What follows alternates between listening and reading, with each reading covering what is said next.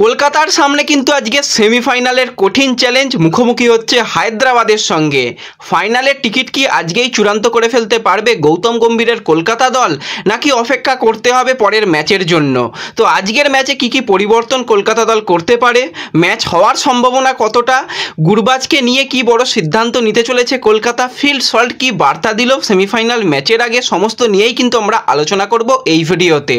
তাই ভিডিওটা শুরু থেকে শেষ পর্যন্ত দেখো, আর ভিডিও ভালো লাগলে সকলে একটা করে লাইক করে দিও, আর যারা চ্যানেলে প্রথমবারের জন্য এসেছো মনে করে চ্যানেলটাকে সাবস্ক্রাইব করে তার পাশের বেল আইকনটাকে অন করে রেখো, তাহলে আইপিএল এবং তোমাদের প্রিয় দলের খেলার সমস্ত লেটেস্ট আপডেট তোমরা এখানে পেয়ে যাবে। তো চলো আর দেরি না করে ভিডিও শুরু করা যাক। তো প্রথমেই যদি আজকের ম্যাচ নিয়ে কথা বলি, তো আজকে কিন্তু হাই ভোল্টেজ ম্যাচ, একদিকে কলকাতা অপরদিকে হায়দ্রাবাদ। আর হায়দ্রাবাদের এবছরে যে আমরা ব্যাটিং দেখেছি, আলাদা লেভেলের ব্যাটিং দেখেছি। আজকেও যদি পিচ ব্যাটিং সহায়ক হয় তাহলে কিন্তু 250 রানের উপরে হায়দ্রাবাদ করে দেওয়ার ক্ষমতা রাখে। তাদের যেরকম ব্যাটিং বিধ্বংসী মেজাজে তাদের প্লেয়াররা ব্যাটিং করে, তাদের ব্যাটিং নিয়ে কোনো রকম চিন্তা নেই।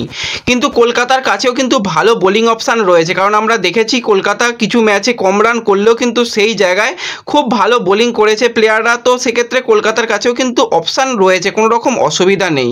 তো দুটো দলই কিন্তু আজকে খুব ভালোভাবে ম্যাচটা জেতার চেষ্টা করবে, কারণ আজকের ম্যাচ জিতলেই তো সরাসরি তারা চলে যাবে একদম ফাইনালের টিকিট কিন্তু সবাই চাইবে যে আজকেই কনফার্ম করে নিতে। তো যদি আমরা হেড টু হেডের রেকর্ড নিয়ে কথা বলি, তো হায়দ্রাবাদ এবং কলকাতা দুটো দল এখনো পর্যন্ত 26 বার মুখোমুখি হয়েছে।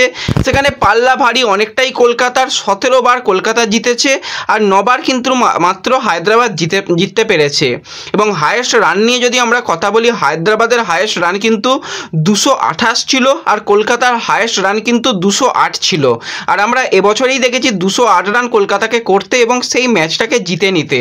তো দুর্দান্ত ম্যাচ হয়েছিল। একটা সময় মনে হচ্ছিল যে কলকাতা হয়তো খুব বেশি রান করতে পারবে না, সেই জায়গাতেই কিন্তু রাসেল 25 বলে 64 রানের একটা বিধ্বংসী ইনিংস খেলে, শেষ পর্যন্ত নট আউট থাকে। ফিল্ড সল্টও কিন্তু কিছুটা ধরে খেলেছিল, 50 রান করেছিল। রমানদীপ শেষের দিকে এসে 35 রানের একটা ভালো ইনিংস খেলেছিল। তো ওভারঅল কিন্তু খুব ভালো ইনিংস খেলেছিল কলকাতার প্লেয়াররা। এবং বল হাতে কিন্তু হর্ষিত রানা 3টে উইকেট, রাসেল 2টো উইকেট, সুনীল নারিন একটা উইকেট নিয়েছিল এবং হেনরি ক্লাসিন 29 বলে 63 রানের বিধ্বংসী ইনিংস খেলেছিল। এবং শেষ ওভারটা যা টান হয়েছিল, দারুণ ম্যাচ হয়েছিল। সেখানে কিন্তু আমরা মায়াঙ্ক আগরওয়ালকেও 32 রান করতে দেখেছিলাম, অভিষেক শর্মাকেও 32 রান করতে দেখেছিলাম।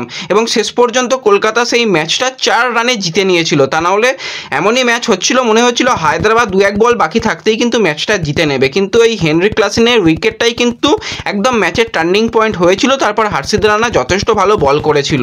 তো হাই ভোল্টেজ কিন্তু আমরা ম্যাচ দেখেছিলাম। এবার কলকাতা কিন্তু বেশ কিছুদিন ম্যাচ খেলেনি, দুটো ম্যাচ তো বৃষ্টির জন্য পুরোপুরি বাতিল হয়েছে। রাজস্থান রয়্যালসের সঙ্গে ম্যাচ খেলতে পারেনি, গুজরাটের সঙ্গে অ্যাওয়ে ম্যাচ সেই ম্যাচটাও খেলতে পারেনি, দুটো ম্যাচ তাদের বাতিল গেছে। তার আগে মুম্বাইয়ের সঙ্গে ম্যাচ হয়েছিল, সেই ম্যাচটাও কিন্তু কিছুটা ছোট হয়েছিল, 16 ওভারে খেলা হয়েছিল। তার আগেও কলকাতার লগ্ন সুপার জায়েন্টের সঙ্গে ম্যাচ খেলেছিল, সেখানে কিন্তু খুব তাড়াতাড়ি লগ্ন সুপার জায়েন্টকে 16 ওভারের মধ্যে আউট করে দিয়েছিল। তো কলকাতা কিন্তু সেই মুম্বাইয়ের সঙ্গে একদম বলতে গেলে হাই ভোল্টেজ ম্যাচটা খেলেছিল।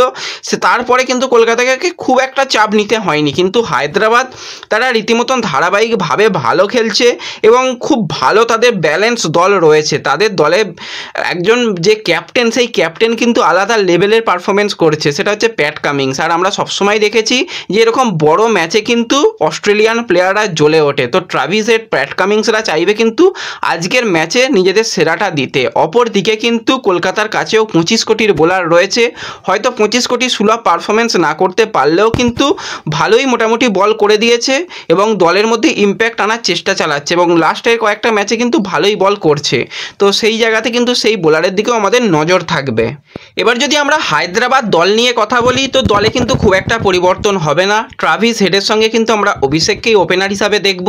এবার এই দুজন প্লেয়ারের মধ্যে যাকে হোক তাড়াতাড়ি আউট করে দিতে হবে। আগের দিন আমরা দেখেছিলাম ট্রাভিস হেড ফার্স্ট বলেই কিন্তু আউট হয়ে গিয়েছিল, খাতা খুলতে পারেনি।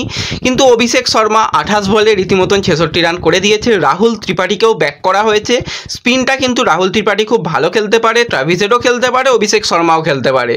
তো কিছু বলার নেই সেই জায়গায়। তো প্রত্যেকজন প্লেয়ার কিন্তু ভালো খেলতে পারে। এছাড়া নীতিশ কুমার রেড্ডি, সেও কিন্তু বেশ বিধ্বংসী ইনিংস খেলছে আর শেষের দিকে এসে ফিনিশারের কাজটা করে দিচ্ছে অবশ্যই হেনরি ক্লাসিন। তো এতগুলো প্লেয়ারকে আউট করতে হবে, প্রত্যেকজন বিগ হিটার করতে পারে। শেষ পর্যন্ত আব্দুল সামাদ পর্যন্ত বিগ হিট করতে পারে। তো প্রত্যেকজন বিগ বিগ হিটার প্লেয়ার রয়েছে দলের মধ্যে। এছাড়া তাদের যদি বোলিং নিয়ে কথা বলা যায় তাহলে বোলিংটাও কিন্তু তাদের খুব ভালো রয়েছে। সেখানে যদি আমরা কথা বলি ভুবনেশ্বর কুমার এবং প্যাট কামিংস, এই দুজন কিন্তু যথেষ্ট ভালো বল করবে, বোঝাই যাচ্ছে গুজরাটের পিচে, কারণ সেই জায়গায় বল হালকা সুইং হয় আর দুজন বোলারই কিন্তু সুইং করতে পারে। নাটারাজান রয়েছে, সেও কিন্তু ভালো বল করে দেবে। তো ওভারঅল কিন্তু তাদের বোলিং লাইন আপটাও খুব ভালো রয়েছে। কলকাতার যেরকম দল খুব একটা পরিবর্তন হওয়ার কোনো রকম সম্ভাবনা নেই, সেই জায়গাতে আমরা ওপেনার হিসাবে কিন্তু ফিল সল্ট নেই, সেই জায়গায় গুরবাজকে দেখব, তার সাথে সাথে সুনীল নারিন। তিনে কিন্তু অবশ্যই আমি অন্তত আজকে দেখতে চাই ভেঙ্কটেশ আইয়ারকে, তাকে যদি একটু তাড়াতাড়ি নিয়ে আসা যায়। তারপর বাকি যেরকম দল রয়েছে কোনো রকম দলে খুব একটা পরিবর্তন করার দরকারই নেই। আগের দিন আমরা দেখেছিলাম সেই জায়গায় অনুকূল রয়কে নিয়ে আসা হয়েছিল ভৈবা বারোরার পরিবর্তে, তো ভৈবা বারোরাকে আজকে খেলানো দরকার, অনুকূল রয় না হলেও চলবে, কোনো রকম অসুবিধা নেই। তো এরকমই মোটামুটি যেরকম কলকাতার সেট দল সেই সেট দলই থাকবে। তো আজকে সেমিফাইনাল ম্যাচের আগে কিন্তু ফিল সল্ট বার্তা দিয়েছে যে আমি অবশ্যই দলকে মিস করছি, কিন্তু আমার ভরসা রয়েছে দল ভালো পারফরমেন্স করবে এবং পারফরমেন্স করে কিন্তু আজকে ম্যাচটা জেতার জন্য 100% তারা চেষ্টা চালাবে এবং আজকেই কিন্তু ফাইনালের টিকিট কনফার্ম করে নেবে, এটা কিন্তু ফিল সল্ট জানিয়েছে। এছাড়া বেশ কিছু বিশেষজ্ঞ তারা জানিয়েছে যে ফিল সল্টের অভাব হয়তো হবে, কিন্তু সেই জায়গাটা পূরণ করার মতন কলকাতার কাছে অনেক প্লেয়ার রয়েছে। হরভজন সিংও সেই জিনিসই বলেছে যে তার অভাব হয়তো হবে, কিন্তু সেই জায়গায় পূরণ করে কলকাতার প্লেয়াররা অবশ্যই ভালো আরও খেলতে পারবে, সেই জায়গাটা কিন্তু রয়েছে। তো এইগুলোই মোটামুটি পরিকল্পনা রয়েছে। এবার যেটা অনেকের মনে প্রশ্ন যে গুরবাজকে কি পরের সিজনে আমরা দেখতে পাবো কলকাতাতে, নাকি তার পরিবর্তে অন্য কোনো প্লেয়ারকে নেওয়া হবে। এবার দেখো গুরবাজের কথা যদি বলি তো গুরবাজের কাছ থেকে সেই সুলভ পারফরমেন্স কিন্তু আইপিএলে দেখা যায়নি, সেই জায়গাতেই কিন্তু আরও একজন বিধ্বংসী উইকেট কিপার ব্যাটসম্যানকে কলকাতা রীতিমতন টার্গেট করবে শোনা যাচ্ছে। সেটা আর অন্য কেউ নয়, 25 বছর বয়সী উইকেট কিপার ব্যাটসম্যানের প্লেয়ার ফিন অ্যালেন, বিধ্বংসী প্লেয়ার। এর আগে কিন্তু রয়্যাল চ্যালেঞ্জার্স বেঙ্গালুরুতে খেলে গেছে এবং টি20 তার যদি পারফরমেন্স নিয়ে কথা বলা যায় তো সেক্ষেত্রে 113টা ম্যাচে কিন্তু 3000-এর উপর তার রান রয়েছে এবং ব্যাটিং স্ট্রাইক রেটটা 170-এর কাছাকাছি। তো এই বিধ্বংসী উইকেট কিপার ব্যাটসম্যানকে কিন্তু নেক্সট ইয়ার একদম ট্রাই করবে। এই সিজনে আনসোল্ড গেলেও কিন্তু পরের সিজনে এই প্লেয়ারকে নেবার জন্য গৌতম গম্ভীর 100% চেষ্টা করবে। তার সাথে সাথে যদি জেসন রয় অথবা যদি কোনোভাবে ফিল সল্টকে পাওয়া যায়, কারণ ফিল সল্ট হয়তো অকশানেই যাবে, কারণ পরের বছর তোমরা সকলেই জানো যে একদম বিগ অকশান রয়েছে। তো সেই অকশানে অনেক প্লেয়ারকেই আমরা দেখতে পাবো। কলকাতা হয়তো রিটেনশন করতে পারবে না, আর কতজন প্লেয়ারকে রিটেন করা যাবে তার কোনো রকম এখনও আপডেট আসেনি। আগে যেরকম হতো 3টে, সম্ভবত এবারে সেটা বেড়ে 4টে হতে পারে, তার বেশি কিন্তু নয়। অনেক জায়গা থেকে 8টা বলা হচ্ছে, কিন্তু 8টা হয়তো বা সম্ভব নয়। তো সেক্ষেত্রে অবশ্যই এরকম একজন প্লেয়ারকে আমরা পরের সিজনে দেখতে পারবো। এই সিজনে তার আসার সম্ভাবনা নেই, কথাবার্তা চালিয়েছিল, কিন্তু সে আর ওই লাস্টের 2টো ম্যাচের জন্য আসবে না জানিয়েছিল, কিন্তু পরের সিজনে অবশ্যই কলকাতা এই প্লেয়ারকে টার্গেট করছে। তো কারা কারা ফিন অ্যালেনকে কলকাতার জার্সি গায়ে দেখতে চাও কমেন্টে জানিও।